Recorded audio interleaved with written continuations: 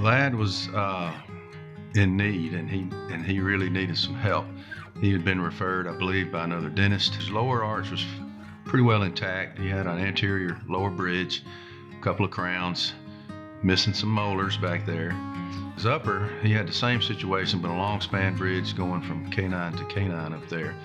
And he's a big guy. He's got strong masseters, and he had fractured off that bridge, just sheared off the bridge and the teeth with it. So he was dental cripple, absolutely petrified at the idea of having to wear an upper denture. I'm always worried about the thing coming out. You know, a lot of times you take a bite out of a hamburger or something, and your teeth sort of like leave with the with the bite. It's very uncomfortable.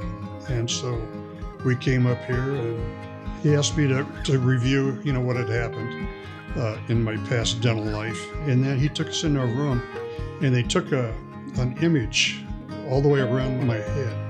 And then they put this, it was like 3D, they put it on the wall, and he explained exactly what he was going to do. And he showed each implant, how it was going to be implanted, and what angle it was going to be implanted. And I thought it was really quite an education.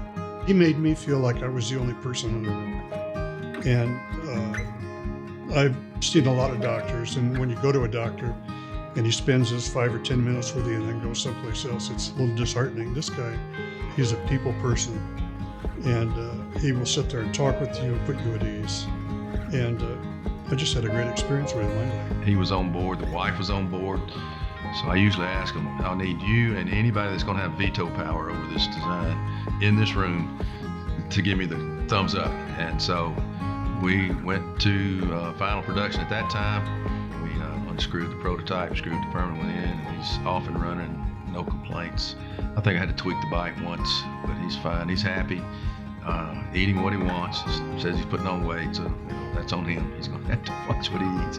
But he's happy, and I'm happy that he's happy. So when you're always worried about something, in my case, it was smiling or eating or talking, it makes a big difference when you don't have to worry about that. So yeah, I will definitely come back.